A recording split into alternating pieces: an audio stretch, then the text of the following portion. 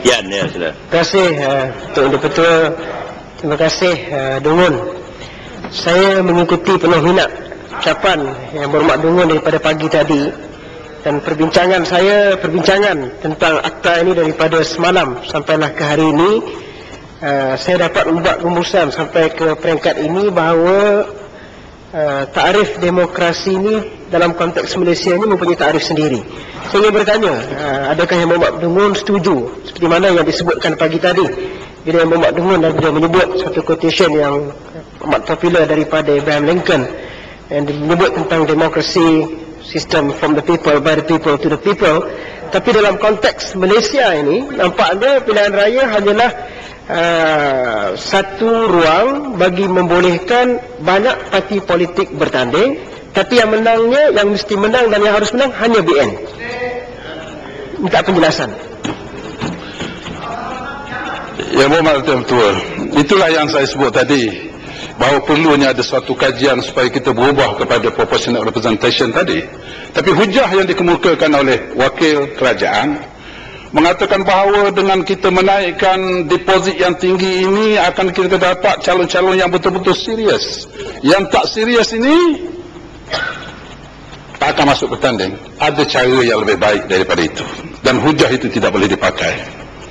Dalam proportional representation yang diamalkan di Indonesia, saya sebut negara jiran kita yang paling dekat, di mana parti-parti yang bertanding itu dibenarkan, tetapi mestilah mendapat satu percentage yang paling kurang 2% daripada jumlah undi popular yang dapat. Artinya, kalau parti itu parti yang tak dapat undi popular, dengan sendirinya akan hilang kelayakan dia dalam pilihan raya yang akan datang. Ini proses screening yang patut dibuat. Ya, besok dia, Mak. Bagi jalan. Ya, sila. Terima kasih, Datuk Yang Berhormat. Saya ingin bertanya, sudahkah Yang Berhormat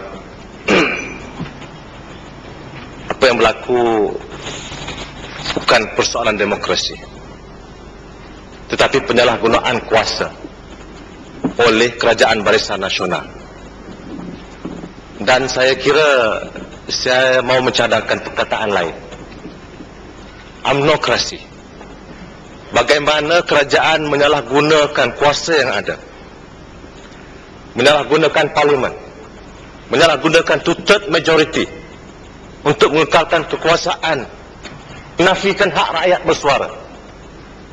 Bagaimana UMNO menyalahgunakan SPR, bagaimana UMNO menyalahgunakan polis, bagaimana UMNO menyalahgunakan mahkamah, bagaimana UMNO menyalahgunakan wang rakyat. Ini persoalannya. Minta penjelasan daripada Yang Berhormat. Terima kasih Sud, Yang Berhormat Datuk Yang Dipertua. Kalau dari segi nak menamakan nama baru pada UMNO ni banyak saya boleh bagi. Terlalu banyak, tapi biarlah. Sebab mereka itu ada pilihan sendiri, biar mereka pilih sendirilah nama-nama yang mereka sesuai bagi mereka. Ada undi lagi, Aman, Sipitang. Ya, sila Sipitang. Terima kasih Datuk Yang Dipertua. Saya ingin minta penjelasan daripada Dungun. Saya bersetuju sangat dengan pandangan-pandangan rakan-rakan yang inginkan negara kita ini negara aman. Dan apabila kita berkuasa, kita gunakan kuasa itu sebaik-baiknya. Tapi saya kecewa dengan tuduhan daripada rakan saya daripada Besut. Bukan soal demokrasi, tapi soal amnokrasi. Tapi apa kurangnya PAS di Kelantan dan Terengganu? Paskrasi. PAS telah menyalahgunakan kuasa yang mereka beri. Walaupun ramai rakyat tidak bersetuju dengan undang-undang, mereka laksanakan juga. Walaupun rakyat tidak bersetuju, ramai rakyat marah, menggunakan agama untuk kepentingan politik, mereka telah menyalahkan agama untuk kepentingan politik. mereka telah menyalahgunakan kuasa yang ada untuk memaki hamun jawatan yang ada sebagai ahli parlimen, sebagai menteri besar, sebagai pemimpin-pemimpin kerajaan, memaki hamun orang lain, menuduh orang lain yang bukan-bukan. Jadi bukan soal itu. Saya minta maaf dengan yang berhormat. Kita mempunyai alasan tertentu, tapi janganlah menidakkan. Pemimpin Barisan Nasional mengatakan alasan-alasan, kita ada alasan, itu pandangan kita. Yang berhormat pun ada pandangan. Jadi kalau kita begini berterusan, tidak ada penghujungnya. Kita inginkan negara kita ini negara yang maju, bersatu padu. Tetapi kalaulah sikap pembangkang yang sebegini, tidak akan ada penghujungnya. Tak belasan. Yang Muhammad itu yang tua. Sebenarnya dia tak tuju pada saya, atau tuju pada besok. Tapi tak apalah, saya jawab, insyaAllah. Saya nak tahu, mana ada satu undang-undang yang diluluskan di Terengganu dan Kelantan yang tidak dipersetujui oleh rakyat Kelantan Terengganu. Mana satu? Tak ada. Inilah hujah lapuk yang digunakan oleh si Pitang. Sebagaimana juga yang digunakan oleh setengah suak-suak khabar lama, itulah yang digunakan. Jadi saya rasa biarlah hujah-hujah itu hujah yang boleh kita terima sikit. Janganlah pakai lambang gitu sajalah. Yang Muhammad Datuk itu saya belum habis nak beritahu hujah-hujah yang mengatakan macam mana kita nak supaya orang yang tak serius ini tak bertanding dalam pilihan raya. Saya menyebut tadi, ada dia punya kaedah-kaedah yang boleh digunakan. Di negeri yang menggunakan proportional representation ini, tak ada calon bebas. Calon mesti parti. Yang tak dapat undi yang tahap yang diminimalkan, tak dapat kursi langsung. Artinya dia mesti dah sampai kepada satu tahap sokongan yang memungkinkan dia mendapat wakil dalam parlimen mereka masing-masing. Jadi ini boleh kita explore apa yang boleh kita lakukan. Ya, Sungai Petani B, Mak, bagi jalan. Sungai Petani ni saya nak minta Win ya Tok Musi, dia jangan melalut banyak sangat tu. Sikit-sikit boleh lah. Saya tak berani lah nak pergi jaminan ya. Sungai Petani. Terima kasih Yang Berhormat. Ini lecturer. Yang Berhormat dengan terima kasih banyak. Jadi Yang Berhormat pun melalut juga banyak unsur-unsur kemerapuan, banyak bukan balik kepada akta kesalahan pilihan raya yang hendak dicadangkan. Jadi saya mau tanya dengan Yang Berhormat, apakah Yang Berhormat sekarang ini mau usul atau mau cadangkan sistem pilihan raya kita itu perlu diubah ataupun dibuang terus dan diganti yang baru? Kerana tadi antara ahli-ahli Yang Berhormat sudah pun bercakap Thailand bagus, sana bagus, tetapi Yang Berhormat tahu tak, di Indonesia sekarang mereka sudah mau ke sini untuk belajar daripada kita. Yang kita pula nak pergi ambil sistem dia yang sudah kaput. Jadi saya tidak faham dengan Yang Berhormat. Yang Berhormat bercakap ni banyak sangat kemerapuannya itu. Saya melalut tak apa, tapi Yang Berhormat kemerapuan terlalu banyak. Ini soalnya, adakah Yang Berhormat mau tukar sistem ini? Macam juga Yang Berhormat dari Parti Islam dulu bercakap nak wujudkan sebuah negara Islam. Sampai hari ini pun tidak disebutkan apakah corak negara Islam yang nak diwujudkan oleh PAS dan apakah hendak yang diwujud oleh PAS mengenai dengan sistem pilihan raya. Apakah sistem yang ada sekarang Yang Berhormat tidak setuju? Kalau tidak setuju, Yang Berhormat jangan saja mengambil bahagian dalam pilihan raya. Terus saja. Terima kasih. Yang tua, hujah kalau tak setuju tak usah masuk. Ni hujah orang tak balik ni.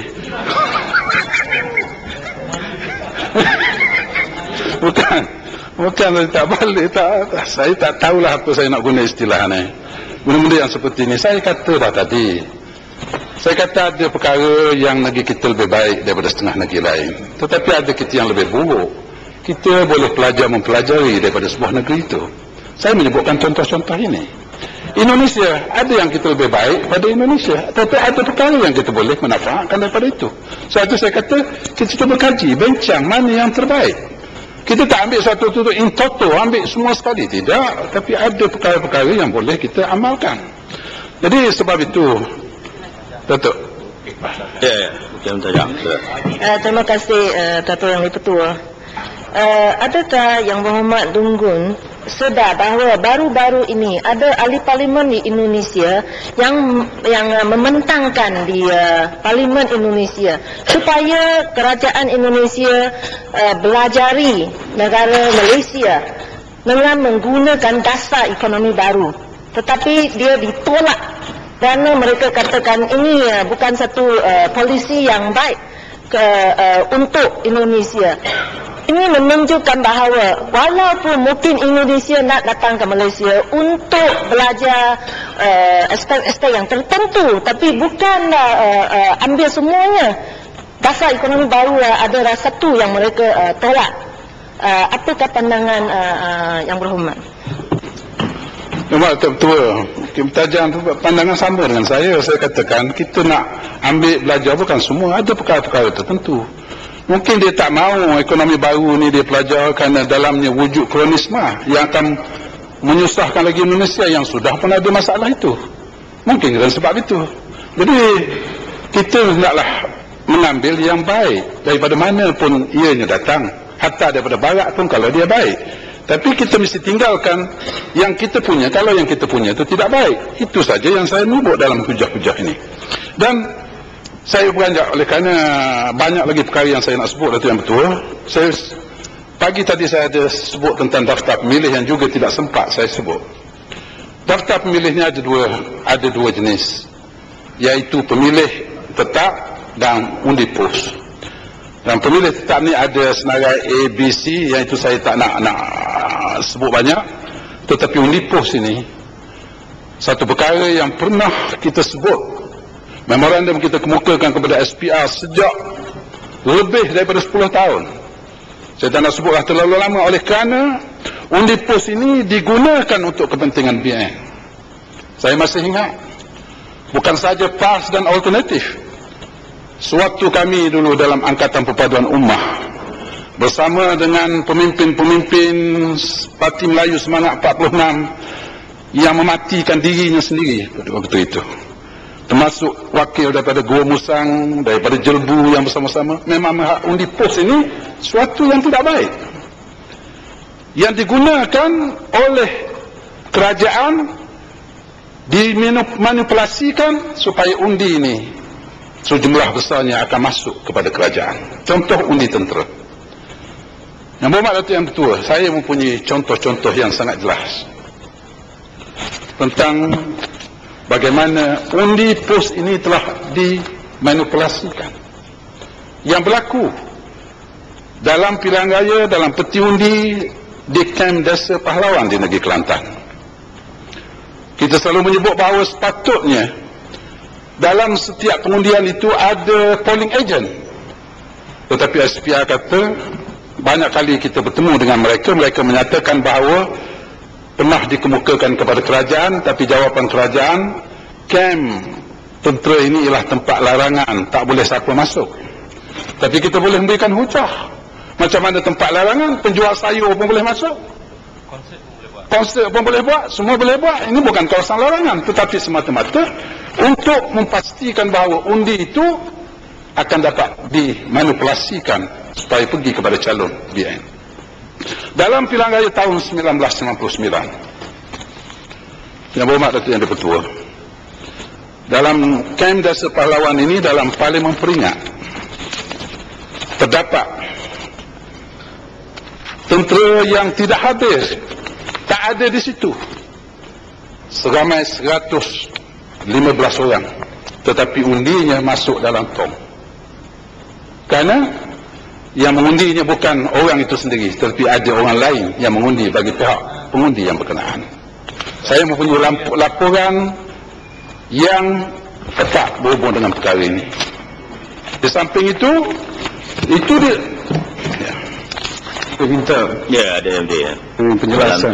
Saya rasa Tuan Yang Di-Pertua, kalau sekiranya ahli yang berhormat daripada Dungun mempunyai data 3 yang, let me finish first, data yang tepat tentang perkara ini, yang berhormat boleh buat laporan, bantahan kepada Suruhanjaya Pilihan Raya, bantahan kepada pihak-pihak tertentu tentang perkara ini. Pertama, kita dapat melihat di merata tempat pusat-pusat pengundian di kem-kem tentera di Sarawak, di Sabah, di mana-mana tempat, tak semua undi daripada kem itu 100% pun kita perolehi. Takkanlah kalau kita berhak untuk menentukan, kita akan desak atau menggunakan manipulasi tentang perkara ini seperti apa yang berlaku di Terengganu. Bila Terengganu mengambil pemerintahan daripada Kerajaan Barisan Nasional, dia ubah pegawai kerajaan di peringkat nasional. Contoh, tekanan penyalahgunaan kuasa yang ada di peringkat kerajaan, di Kementerian Pertahanan, menantu Ni Aziz pun ada, pensyarah-pensyarah anak bekas presiden PAS pun ada. Taklah ketergamak kita nak pecat oleh kerana dia menantu ataupun anak, oleh hakikat kerana dia adalah merupakan orang individu tertentu, berbeza daripada Pak Mentu ada, berbeza daripada bapa dia. Hak atas landasan itu. Sepatutnya yang berhormat, saya selaku ahli yang berhormat, kalau mempunyai fakta tentang perkara ini dan jelas, boleh heret kita ke mahkamah. Bekas ni pemimpin daripada Gaya pun, walaupun penyokong presiden sebuah parti daripada komponen Barisan Nasional, boleh dihukum, walaupun dinyatakan tak ada pemimpin yang tidak boleh dihukum di Barisan Nasional. Bekas Timbalan Perdana Menteri, banyak lagi pemimpin, bekas menteri besar dah diambil tindakan, menteri-menteri kita ambil tindakan. Nobody is indispensable in this case. Apa yang penting kepada kita, saya rasa kita harus berlandaskan dengan undang-undang yang ada. Kalau yang berhormat mempunyai data, jangan gunakan landasan ini untuk memutarbelitkan agar pihak-pihak tertentu yang tak begitu jelas. Kalau sekiranya saya ada kuasa, takkanlah contohnya lah, ya, takkanlah saya tak mau semuanya menang. Dipendang pun, pembangkang pun boleh menang di anak bukit. Kalau sekiranya kita mempunyai kuasa yang mutlak, kerajaan boleh gunakan semata-mata, taklah mendapat majoriti 200 lebih saja. We want kita punya image dengan baik.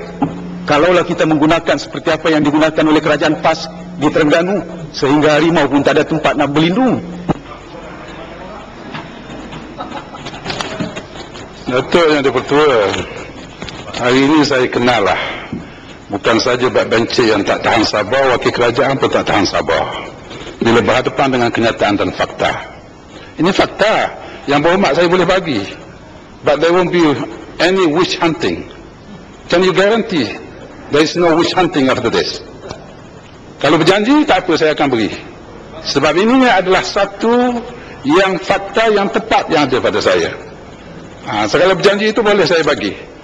Kita dalam pergi mahkamah ni, kita boleh tengok mana yang kita boleh bawa, mana yang kita tak boleh bawa.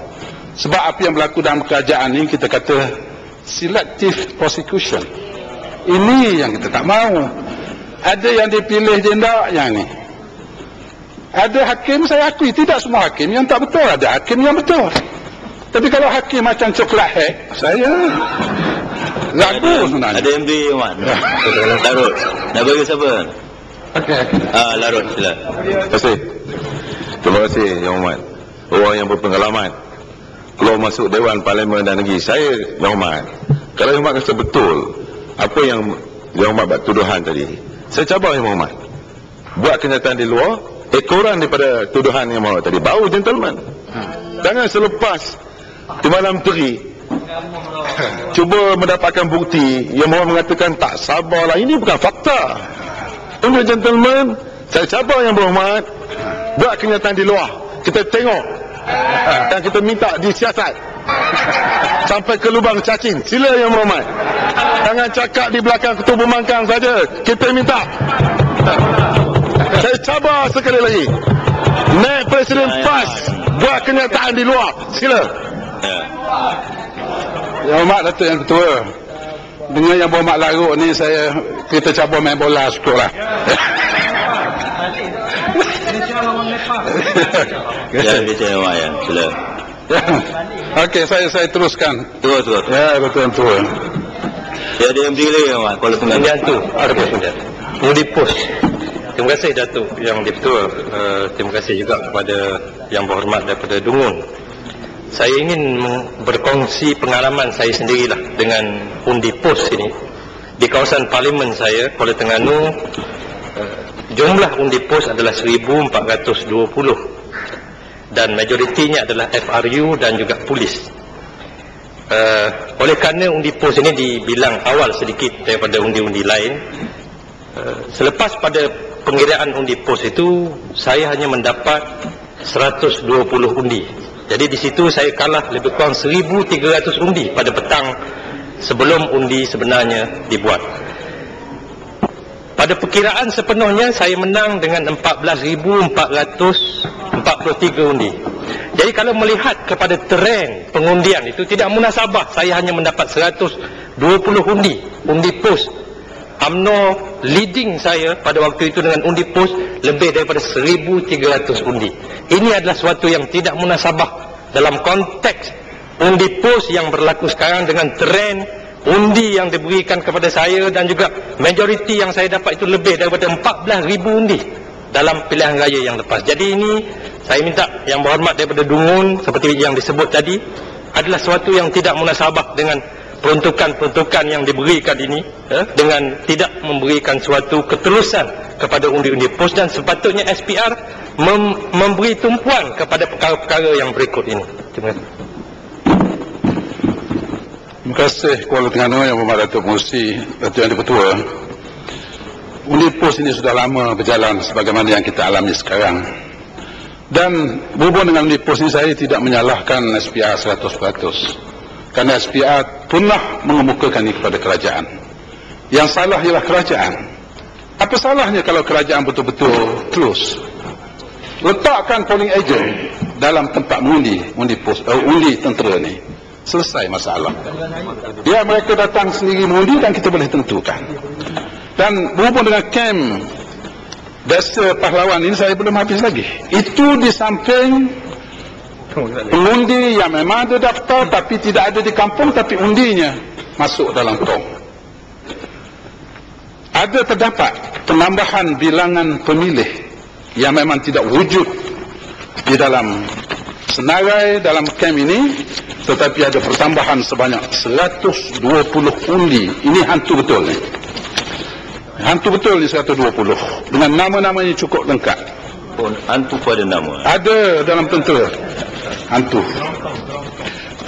Mungkin hal ini Timbalan Menteri Pertahanan pun tak tahu ni. Saya tak kata beliau yang menggunakan kuasa beliau, saya tak kata. Tetapi manipulasi. Sebab itu saya menggunakan, dengan wujudnya situasi itu, orang boleh menggunakan manipulasi ini. Yang instrumental dalam melaksanakan ini bukan Yang Berhormat Timbalan Menteri Pertahanan, tapi orang lain. Ya, sila. Saya dengan Yang Berhormat daripada Dungun, beliau menyatakan bahawa yang responsibel kerajaan, bukannya SPR. Lepas itu ia beranggapan bahawa Timbalan Menteri Pertahanan juga mungkin tidak tahu. Memang saya tidak tahu. Bagaimana kita nak manipulasi kalau Yang Berhormat menuduh bahawa kerajaan? Saya ada sebahagian daripada kerajaan. No, but let me finish first. Pasal ini penting. Contohnya, mungkin Dungun tak pernah pergi Sarawak, tempat-tempat yang terpencil. Bila datang mengundi, mereka terpaksa mengundi di hutan belantara. Bukan ada post office pun. Mereka berkhidmat di perbatasan yang memerlukan mengundi. Saya sendiri pun kadang-kadang di daerah saya sendiri, tempat saya, parlimen saya mengundi berapa ratus pos undi. Saya tak tahu dari mana dia datang. Kemungkinan dari Sarawak, kemungkinan daripada Dungun pun. Tak pernah pun saya cek bahawa ataupun paksa mana-mana pihak, alamat dia mana dia, mesti undi saya, tak ada. Rest assured, dengan izin Datuk Speaker, there is no manipulation as such. Yang Berhormat accuse bahawa ada ini pengundi, hantu pengundi berbagai-bagai. Saya ingat Yang Berhormat, saya minta lah kerjasama supaya perkara ini kalau ada kita perbetulkan, bukan hanya dengan tuduhan, menggunakan landasan Dewan Yang Mulia ini menyatakan bahawa perkara ini adalah perkara yang benar bagi pihak Yang Berhormat. Yang betul, saya tadi minta satu jaminan saja. There won't be any witch hunting. Saya boleh jumpa seorang sama seorang dengan timbalan menteri dan saya akan bagi kertas ini. Ini kertas laporan yang boleh digunakan. Tapi saya nak garanti itu. Boleh Yang Berhormat? Garanti pada saya akan beri. No witch hunting. Okey. Jangan raya lah Yang Berhormat. Ya? Dah jangan yang lain yang bising buat apa. Tak nak bagi-bagilah pulang pada kementerian buat siasatan. Tu speaker sendiri dah overrule tu. Itu saya tak. Yalah, tak tahulah tu. Tu. Dan memang itulah cara. Yang Berhormat Datuk Yang Tua, saya suka nak menyebut ni. Beliau mengatakan kerajaan bertanggungjawab. Beliau sendiri tak tahu. Timbalan Menteri Pertahanan bukan kerajaan seluruhnya. Timbalan Menteri Kabinet pun tak masuk. Janganlah cakap ada kuasa. Kabinet pun tak boleh masuk, macam mana ada kuasa yang lain-lain? Orang buat kerja tanpa memberitahu Timbalan Menteri. Mana Timbalan Menteri tahu? Jangan dabik dadalah bila jadi Timbalan Menteri itu macam sudah ada kuasa. Yang berhormat, saya rasa. Sila. Saya rasa yang berhormat jangan menuduh kita mendaki dada bahawa kita ada kuasa, tidak. Kita menjalankan amanah, menjaga keamanan, kesejahteraan. Seperti daripada Kuala Terengganu tadi disebut. Dia hairan mengapa polis tak undi. Sebahagian besar kemungkinan oleh kerana keadaan dan parti PAS yang melakukan berbagai ketidakstabilan, amalan demonstrasi ataupun perbuatan-perbuatan yang boleh menjejas keamanan, maka mereka selaku pelaksana keamanan negara, maka mereka tidak setuju sependapat dengan apa yang dilaksanakan oleh pemimpin-pemimpin pembangkang di negara kita. Maka dengan itu saya rasa tidaklah hairan mengapa pihak-pihak ini tidak mengundi parti PAS. Yang Datuk Ketua, saya nak tanya Yang Berhormat Timbalan Menteri Pertahanan. Tak boleh tanya. Bagi pihak kerajaan. Tak boleh tanya. Respons kepada apa yang tu? Tak boleh tanya begitu. Yang Mak kerana buat cakap kita ialah. Jadi Timbalan Menteri Pertahanan diselamatkan oleh speaker hari ini. Kalau bertanya begitu sampai bila tak habis. Okey, baik. Terima kasih. Kalau nak memberikan pandangan penjelasan daripada Mak sendiri. Okey. Tak apa, terima kasih. Ya, ada berdiri lagi yang Mak. Dua orang. Mana lagi daripada? Ya, sepitang sama dengan. Sepitang sudah baca belum? Okey, baik. Bagi baca, silakan. Terima kasih Datuk Intro, terima kasih Yang Berhormat Dun Datuk. Tadi Yang Berhormat Dun menjelaskan bahawa dalam kes pengundi pos ataupun yang melibatkan pengundi-pengundi di kem-kem ini tak boleh dipersalahkan sepenuhnya kepada pihak SPR. Saya mengakui kenyataan ini berasas pada bukti gerak kerja persepadanan baru pilihan yang dikemukakan oleh pihak SPR bahawa ditamirkan dan telah pun tamat tempoh pada 9 September lalu. Kes Parlimen Jeli apabila sebahagian daripada Dewan Negeri Kemahang dimasuk kepada Parlimen Tanah Merah, satu kawasan namanya daerah mengundi asahan yang terdapatnya satu kem tentera, dan kem inilah yang memberi rezeki untuk Datuk Usama Mamat menang dalam pilihan yang sebelum ini. Tetapi apabila dia kalah dalam pilihan yang baru ini, persepadanan yang dibuat dan adjustment yang dibuatnya ialah asahan ini masih dikekal dalam Parlimen Jeli, sedangkan dari sudut pentadbiran daerah penggawanya asahan ini terangkum dalam gugusan Felda Kemahang, yang Felda Kemahangnya dimasuk kepada Parlimen Tanah Merah. Ini satu justifikasi yang kita nampak SPR semacam tertekan dan terpaksa. Dalam kes ini juga membuktikan lagi betapa asas yang dipakai oleh SPR untuk mempersepadankan kawasan pilihan berasas pada daerah pentadbiran terkecuali semata-mata untuk membawa masuk kekal asahan yang ada kem tentera dalam Parlimen Jeli. Kemudian yang keduanya berhubung dengan asas yang sama. Apabila dikekalkan daerah mengundi asahan dalam Parlimen Jeli, teknik pemetaannya adalah tidak baik, tidak elok dan tidak munasabah. Ianya telah memberi suatu asas jelas, ianya telah dipaksa secara tertentu. Terima kasih. Terima kasih Bacuk. Yang Berhormat Datuk Tua, memang dari sudut persempadanan perjalanan pilihan raya selama ini pun memang terbukti bahawa SPR menerima arahan-arahan tertentu daripada kerajaan. Apa yang saya nak simpulkan berhubung dengan undi pos dalam tentera ini ialah bahawa di kalangan tentera sendiri tidak puas hati, bahawa mereka sendiri ada yang secara jujur datang, saya sebenarnya nak undi pembangkang tapi saya tak berani kerana undi saya itu akan ada orang yang mengetahui apa saya undi. Jadi lebih baik undi itu daripada dapat kepada kerajaan, saya tak mengundi langsung. Ada yang bersikap gitu kerana takut. Yang berani ada yang mengundi. Saya suka menjelaskan dalam laporan ini, yang bertanggungjawab melakukan manipulasi ini ialah pemimpin UMNO. Pemimpin UMNO yang ada namanya ditertera dalam kertas yang ada kepada saya. Saya tak nak sebut nama-nama pemimpin ini, tapi ada pada saya. Muhammad ada diri Muhammad besut. Tambahan yang berhormat, pasal undi pos ni. Kadang-kadang si pengundi itu tak undi pun, orang lain yang undi. Dan ini yang dipersoalkan. Orang lain yang tukar sign tu, yang tukar pangkal tu. Penama dia tak tahu pun. Ini yang berlaku. Ya, ini kita mengharapkan SPR melakukan sesuatu dalam tentera. Itu yang kita persoalkan supaya SPR bersikap adil dalam perkara ini. Masih.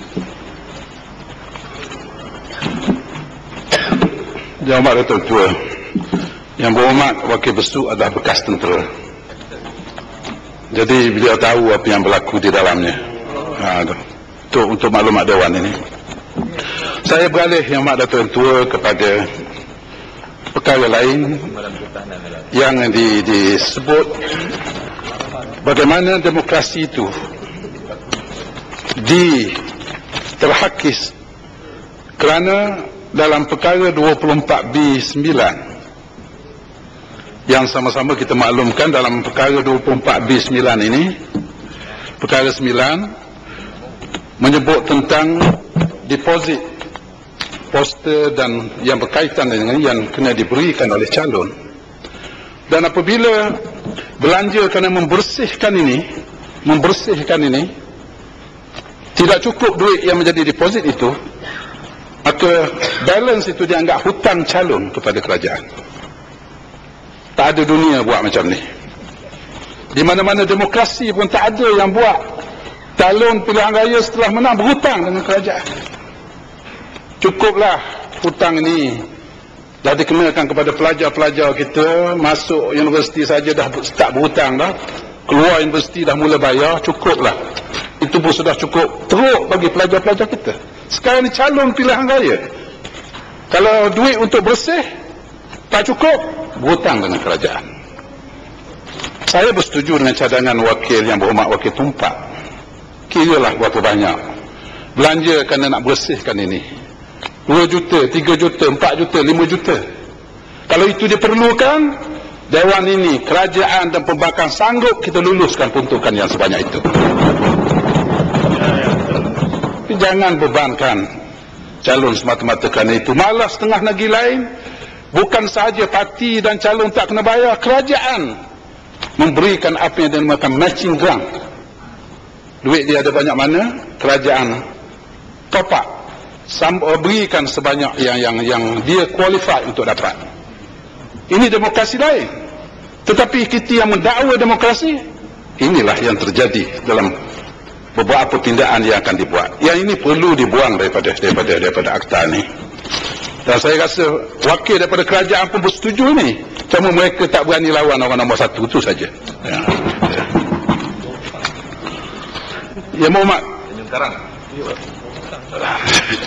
Yang Muhammad Datuk Yang Dipertua, saya beralih kepada bagaimana dalam sistem demokrasi yang disebut bahawa di antara suatu pilihan raya dengan satu pilihan raya yang akan datang itu ada yang dinamakan the caretaker government.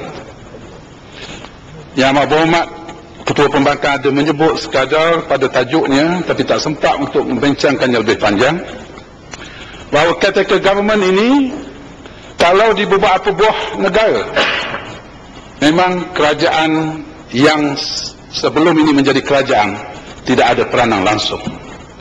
Negara Bangladesh contohnya, sebuah demokrasi yang kita anggap tak sama macam kita, tapi dia punya caretaker governmentnya diketuai oleh seorang bekas ketua hakim.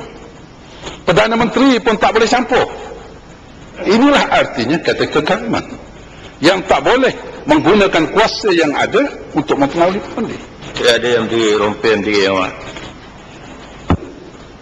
rasa dungun ini dungun, alhamdulillah lah, sesuai lah, mungkin ditabalkan Ketua Pembangkang senang. Ini teori Datuk Yang Berhormat, pakai Bangladesh Kalau nak beli kasut pun kita tak katakan buatan Bangladesh.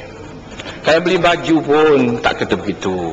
Kalau kita ni perbincangan dengan teori, gunakanlah Westminster ke ada kalau di England katakan, adakah bila panggil pilihan raya ada panggil Chief Justice, ex-Chief Judge ke? Di Amerika bila lantik presiden dia kata incoming and outgoing. Hari sampai masa kita undi lah, jadilah dengan teori-teori yang dah lama ni. Kita habiskan masa sajalah.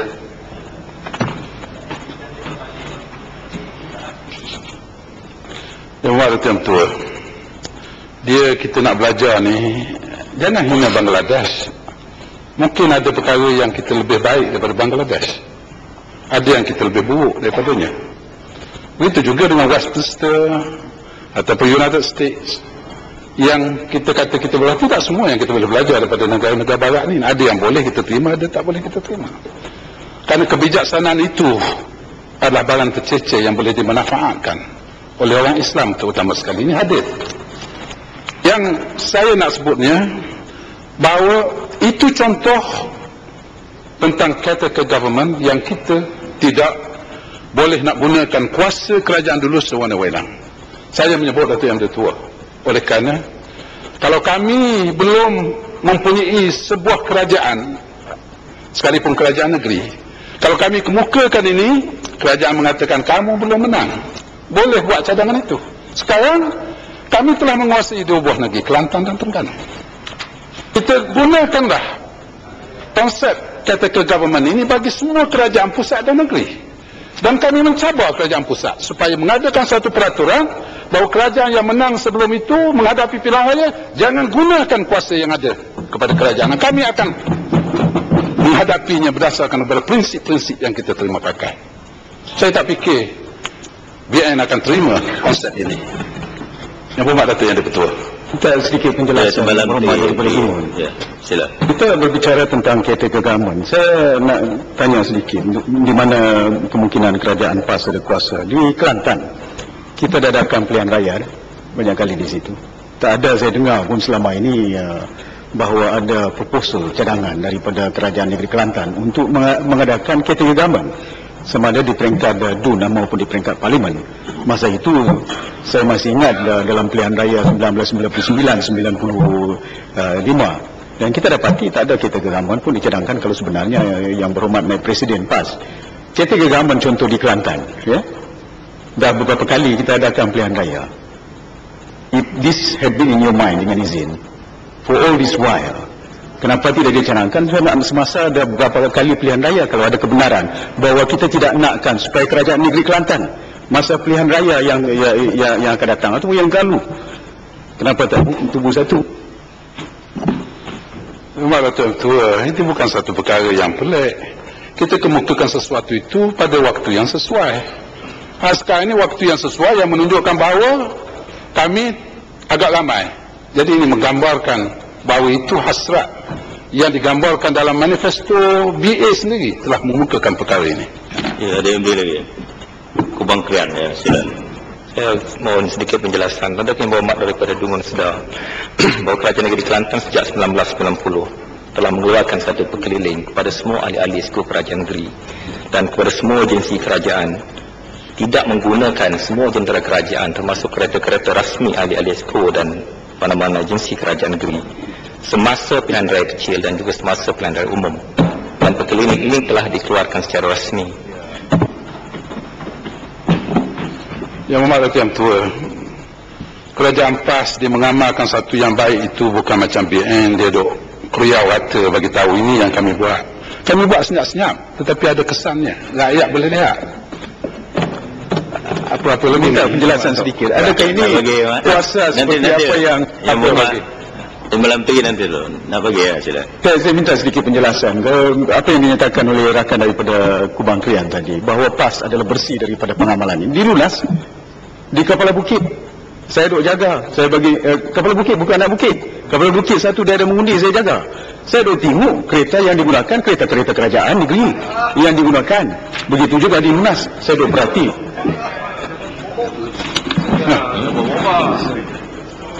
Yang Berhormat Datuk Yang Di-Pertua, saya inilah Pagi tadi backbenchers yang memberikan fakta-fakta yang tak betul.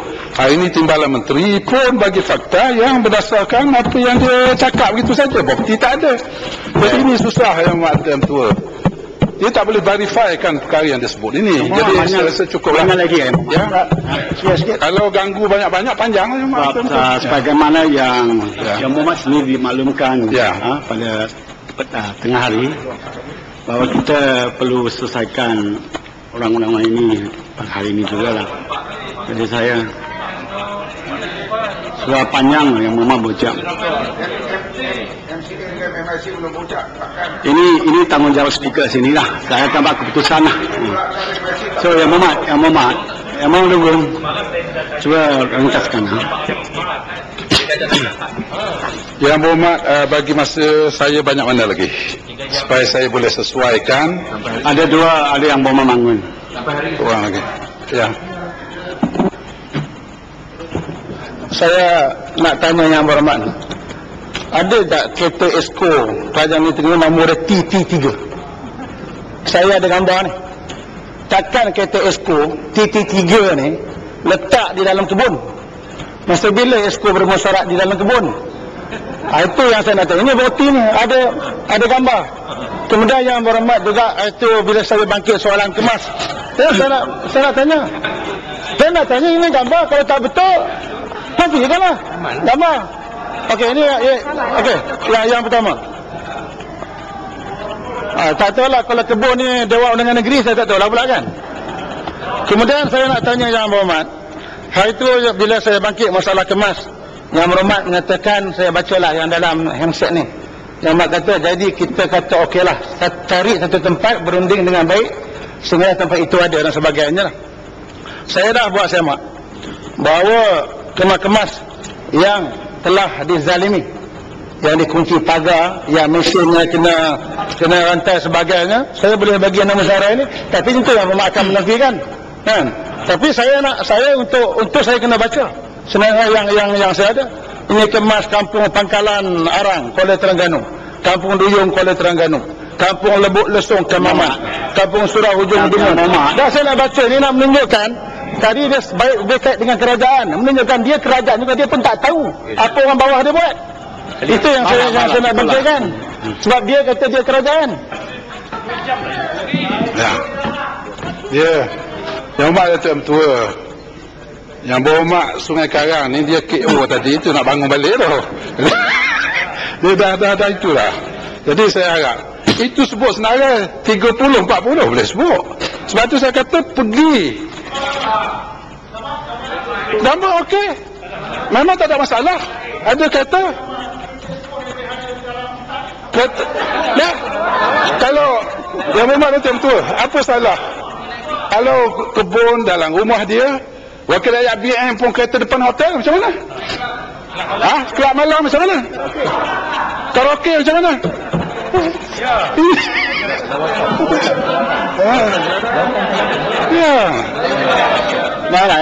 Yang Muhammad cukup.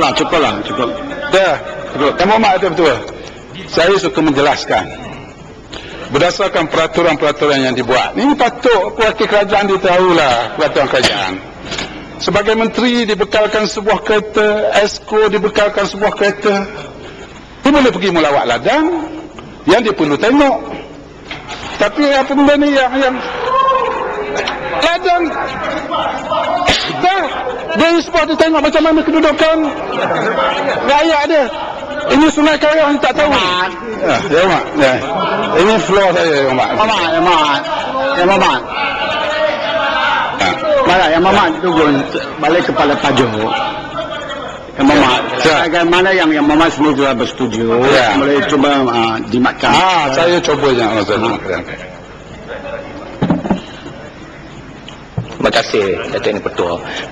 Yang Berhormat Dungun, saya rasa kita fokus. Tadi yang kita bincangkan ialah penggunaan jentera kerajaan dalam masa pilihan raya. Itu selesai. Yang kedua ialah peraturan menggunakan kereta-kereta kerajaan yang dikeluarkan oleh Kementerian Keuangan dan diguna pakai oleh semua kerajaan-kerajaan negeri. Semua menteri, Esko, setiausaha politik dibekalkan kereta rasmi Dan mengikut berkeliling ini, mereka boleh menggunakan kereta rasmi ini sebagai semua kegunaan rasmi ataupun tidak rasmi. Ini ada dalam keliling persekutuan kerajaan negeri. Apa ni? Tak kerti undang-undang. Takkanlah sebodoh tu timbalan menteri. Bolah bodoh. Kerja parlimen takkan tak tahu benda macam tu. Letak jawatan lah. Henti.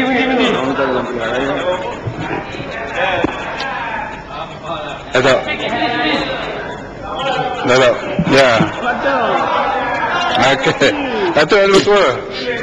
Itulah anggota kerajaan kena faham undang-undang peraturan yang dibuat sendiri dia lupa. Ini masalahnya. Sebab tak ada hujah lain dah. Hujah lain semua dah tak ada. Tengok yang kecil. Yang mana tu yang betul. Itu pun bukan hujah sebenarnya. Ya. Yang mana tu yang betul. Saya teruskan dengan menyebut bahawa saya sedang menyebut tentang caretaker government tadi, tapi diganggu terlalu banyak. Jadi saya harap soal caretaker government ini diambil suatu perhatian, dan saya sangat menyedari apa yang disebut oleh Yang Berhormat tadi tentang arahan yang dikeluarkan oleh Kerajaan Negeri Kelantan.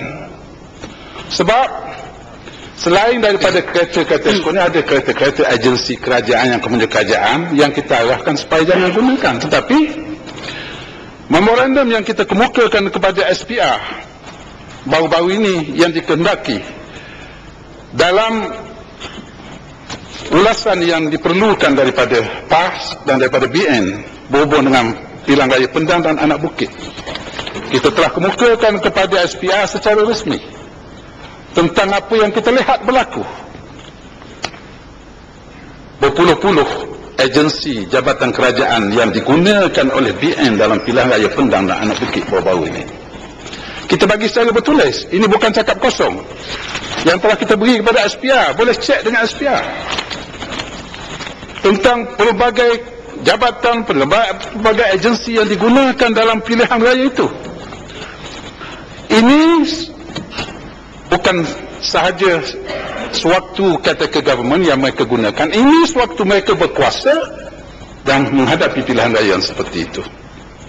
Dan bagi negeri-negeri, seluruh negeri, dibentuk apa yang sekarang ini dinamakan Jabatan Hal Ehwal Khas yang di bawah Kementerian Penerangan.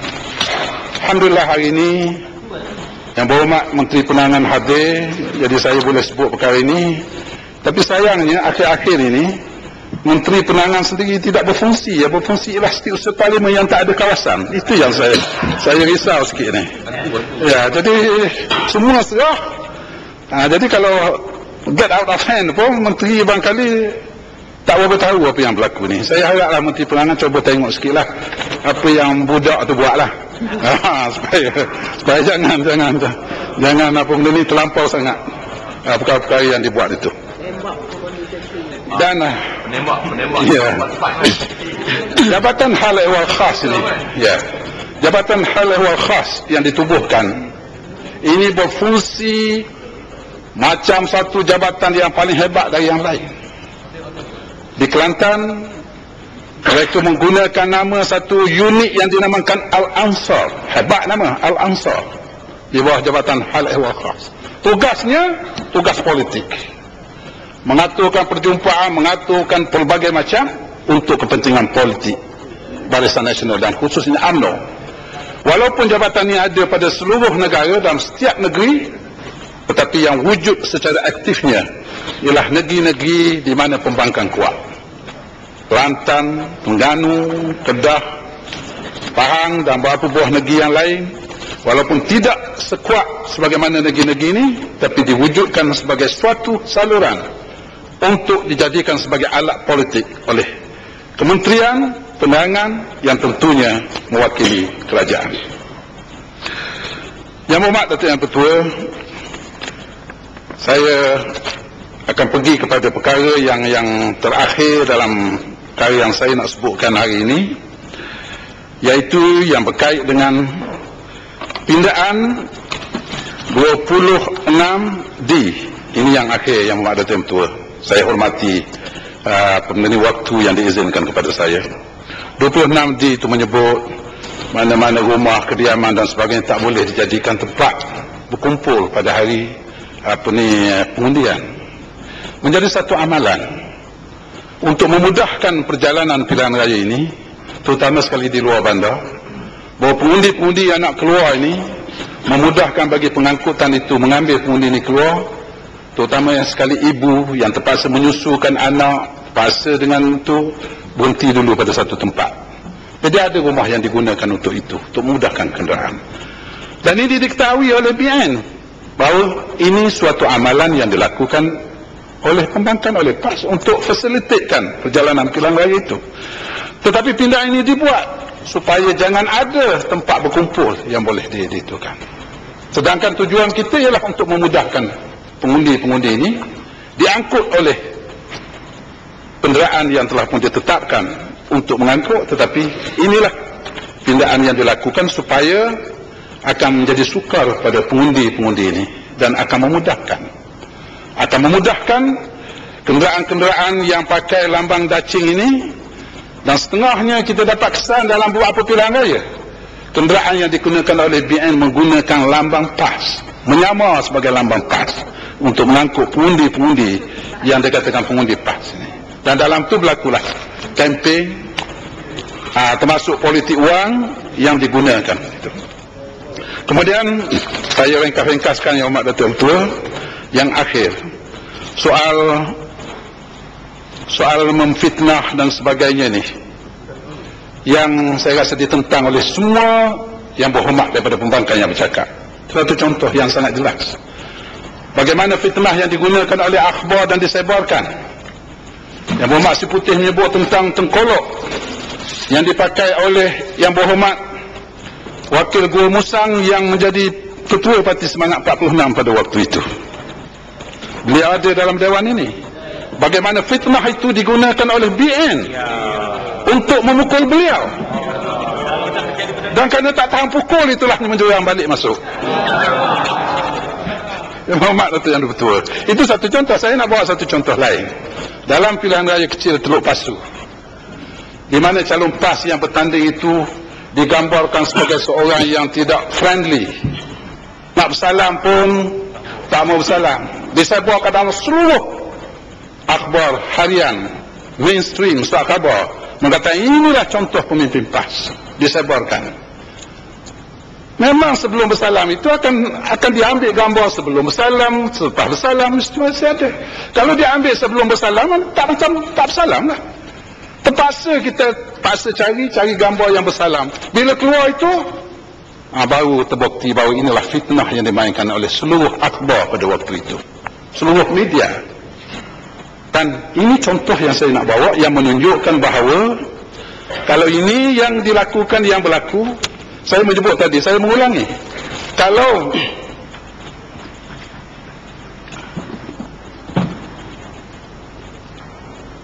Terima kasih Muhammad Tungun. Saya minta sedikit penjelasan lagi. Dalam sepanjang pilihan raya yang lepas, setengah pihak, iaitu ejen-ejen Barisan Nasional, menggunakan nama lain, dan satu masa pernah ditaja kartun satu muka surat penuh pada tiap-tiap hari.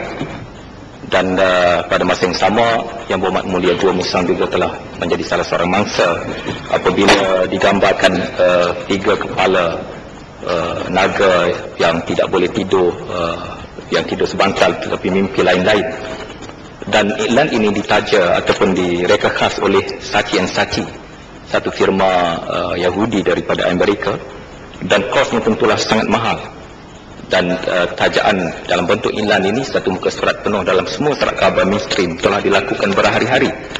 Dan pada masa yang sama juga ada agensi-agensi kerajaan macam Ion dan lain-lain telah menaja iklan-iklan atas nama syarikat mereka, menggunakan peruntukan keuangan syarikat mereka.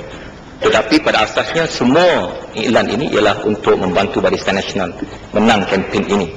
Jadi adakah Yang Berhormat rasa usaha-usaha ini ataupun langkah-langkah ini harus disekat, dan kerajaan seharusnya melihat apa yang telah mereka lakukan sebelum bercadang untuk menyekat pihak-pihak lain menggunakan kebebasan yang sepatutnya diberikan, tetapi mereka tidak benarkan mereka sendiri menyalahgunakan kebebasan pada masa-masa yang lalu. Yang Berhormat Ketua Yang Tua, saya setuju dengan Yang Berhormat Kebangkarian. Tetapi pemimpin kerajaan ni dia punya one track mind. Bila dia tengok yang ini saja dia nak buat, dia lupa dah perkara yang lain yang sebenarnya memukul diri mereka sendiri. Kerana dia lupa itulah, maka dia memasukkan perkara-perkara ini, elemen-elemen ini ke dalam pindaan ini, yang sebenarnya mereka lah yang banyak melakukan fitnah dan perkara-perkara yang berkaitan dengannya. Yang saya heran, saya setuju dengan Kebangkarian bahawa Yang Berhormat Gua Musang dan Yang Berhormat Jebu, terutama Gua Musang, menjadi sasaran yang paling utama dalam pilihan raya 1990. Yang saya heran, macam mana beliau boleh tidur sekati dengan orang yang memfitnahkan beliau dulu. Saya tak tahu, tak faham ni. Jadi mungkin ada sebab lain, saya tak tahu.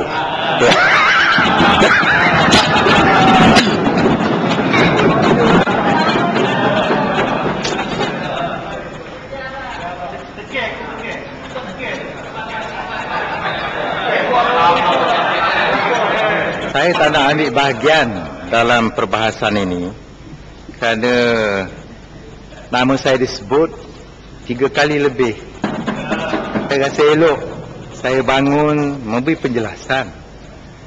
Saya tak pernah perit menjadi ahli politik pembangkang, tetapi saya perit menjadi ahli politik bersama dengan pihak yang tak berfaedah. Saya tidak tertekan dengan propaganda politik. Itu adalah asam garam politik.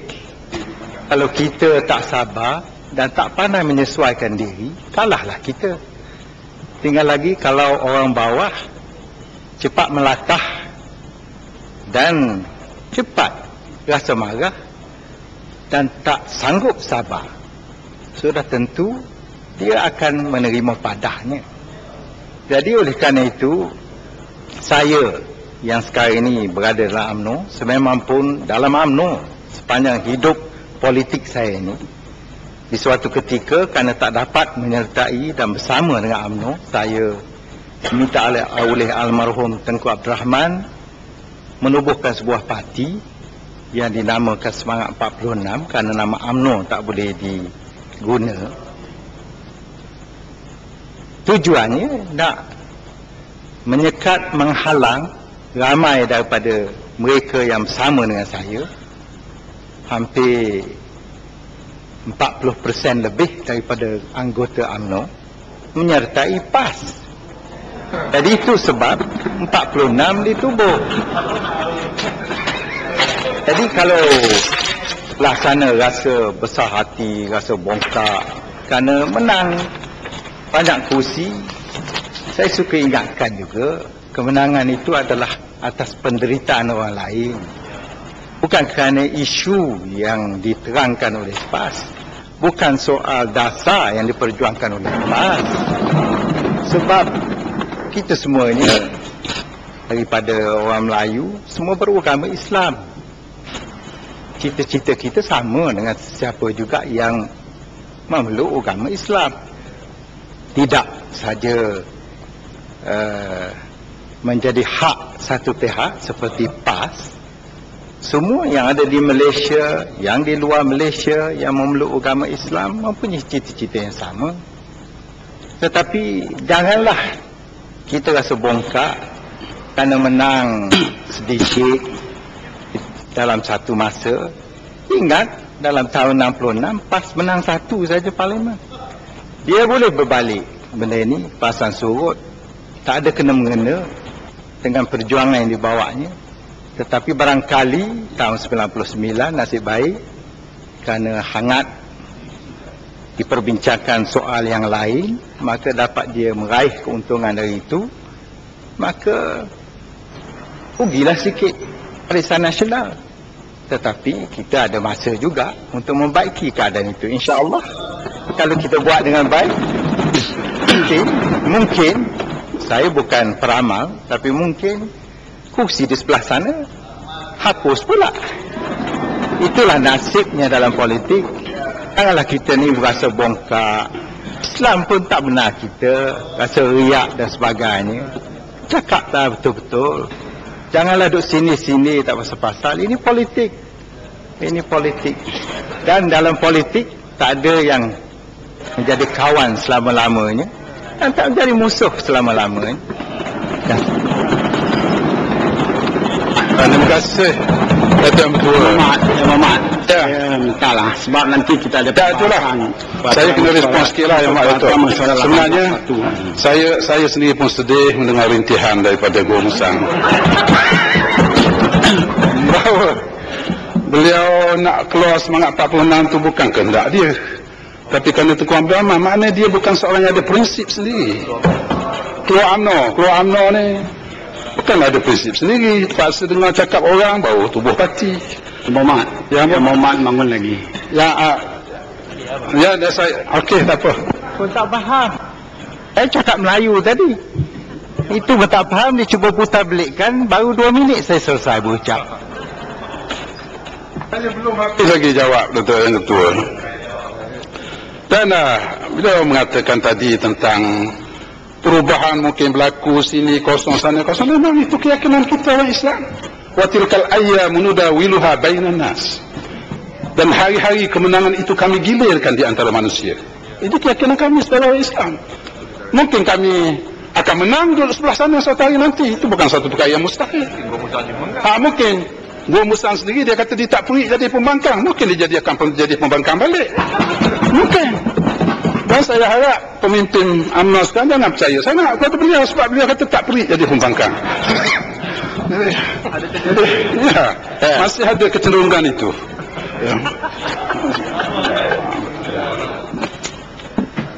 Masih kalau kita dengar hujah Yang Berhormat Dungun ni seolah-olah pasti macam malaikat lah, bersih sebersih-bersihnya. Di Pendang dan di Anak Bukit, Datuk Seri Dr. Mahathir dituduh pakai salib Kristian. Ini tuduhan daripada PAS, terang keluar dia punya risalah dan sebagainya. Di Lunas, UMNO dituduh KP kerana kita menyokong calon daripada MIC yang kebetulan Kristian. Ini jelas. Ya, saya jangan nak sindir Guru Musang, jangan nak sindir Jelbu. Waktu PAS masuk BN tahun 74, sebelum itu PAS mengutuk Parti Perikatan macam nak gila. Segala pemimpin UMNO, Tun Razak, Tengku Abdul Rahman dikata macam-macam, tapi apabila masuk Barisan Nasional dipeluknya pula. Semua molek Barisan Nasional. Inilah PAS double standard. Ini. Itu setiap parlimen tu bukan main mengapu Tengku Abdul Rahman sebagai Perdana Menteri. Kalau boleh nak jadi Menteri penuh. Yang Muhammad nak berikan penerangan ataupun minta penjelasan. Saya nak bertanya kepada Dungun. Ya? Ini cerita, ya, jangan kalau kita dengar Dungun punya cerita seolah-olah astagfirullahalazim, memang astagfirullahalazim, seolah-olah tak berdosa lah, yang berdosa, yang kotor, yang tak, yang jelek, yang UMNO lah, sedangkan UMNO lah diterima oleh rakyat sepanjang pilihan raya 10, tidak pernah UMNO kalah. UMNO lah yang memerintah negara ini. Kami pun tak pernah takbur. Kami tak pernah takbur. 99 sebenarnya isu lain. Bukan pasal PAS hebat sangat, pasal ada orang yang seperti mana kata Yang Berhormat Mulia tu. Sekolah. Inilah Barisan Nasional. Kadang Barisan Nasional tengah nak orang Barisan Nasional pun tahan. Janganlah boleh bercakap. Boleh keadilan boleh pemimpin Barisan Nasional. Sekolah. Ya. Saya nak sambung lagi tak boleh tak? Ya. Tuan-tuan, saya nasihatkan wakil Seri Gading ni pergi cek klinik parlimen. Takut darah dia naik tinggi sangat.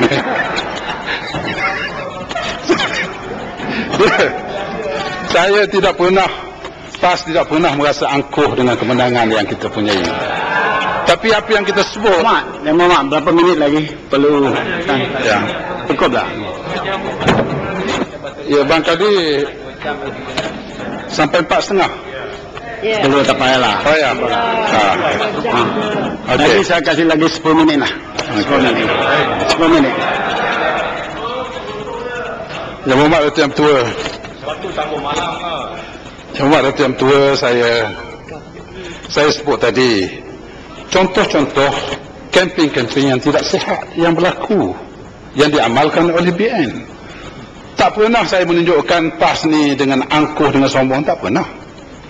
Itu jadi kena faham betul lah apa yang siapa yang dengar, dan Guru Musang pun yang dengar ni, tak pernah saya gunakan perkataan yang angkuh. Cuma saya kata saya tak faham kenapa Guru Musang yang dulunya begitu diserang sanggup tidur sekati dengan orang yang memfitnah. Itu saja, bukan angkuh. Ya.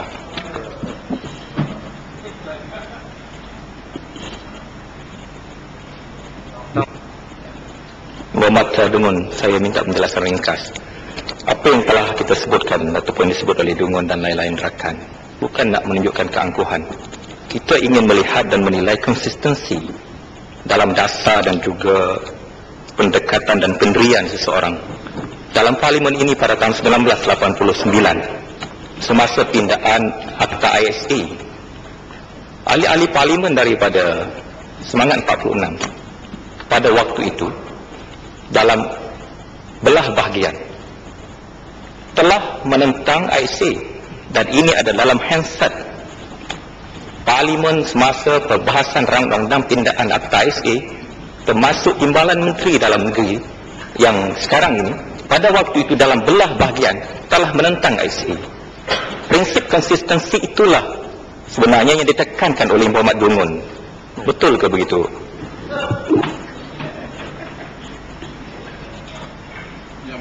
Yang Muhammad Datuk Yang Tua, awal-awal lagi saya sebut dalam perbahasan saya pagi tadi, saya menyebut Yang Berhormat Wakil Jelbu Menteri di Jabatan Perdana Menteri yang telah mengalami dua dunia, dunia kerajaan dan dunia pembangkang, yang tahu bagaimana periknya pembangkang, boleh menasihatkan kerajaan tentang tidak perlunya beberapa peruntukan dalam akta ini.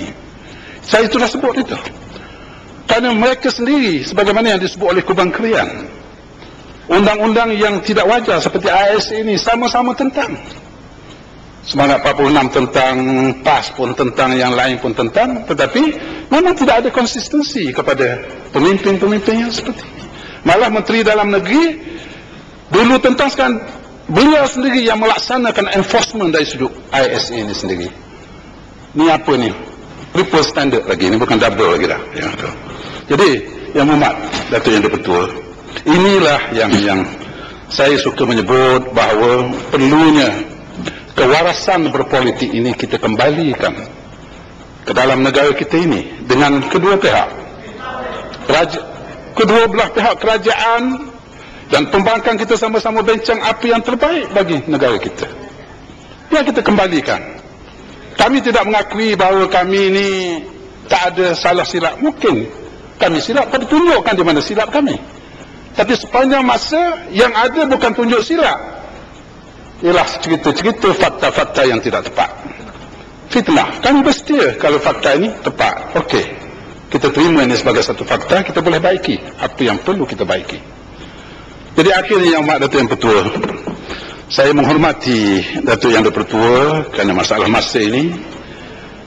Sekali lagi saya mengharapkan bahawa pindaan kepada akta kesalahan pilihan raya ini perlu dikaji semasak-masaknya oleh pihak kerajaan, oleh menteri yang kemukakan ini yang ada pengalaman, yang tahu tentang ini, supaya akta ini kita tarik balik dulu, kita bincangkan dulu sebaik-baiknya. Kerajaan, pembangkang, NGO dan mereka yang bertanggungjawab kepada negara ini, tengok mana yang kita boleh kekalkan, kita kekalkan. Mana yang tak boleh kita kekalkan, kita jangan kekalkan. Saya bukan mengatakan seluruhnya tidak baik, tidak. Tetapi banyak bahagian-bahagian yang perlu kita buang, yang perlu kita pindah. Sementara ada juga yang perlu kita kekalkan. Dan dengan demikian, kalau inilah yang dikemukakan, maka saya menentang rang undang-undang pindaan ini yang dikemukakan dalam parlimen bersama-sama dengan rakan-rakan yang lain. Terima kasih. Wassalamualaikum.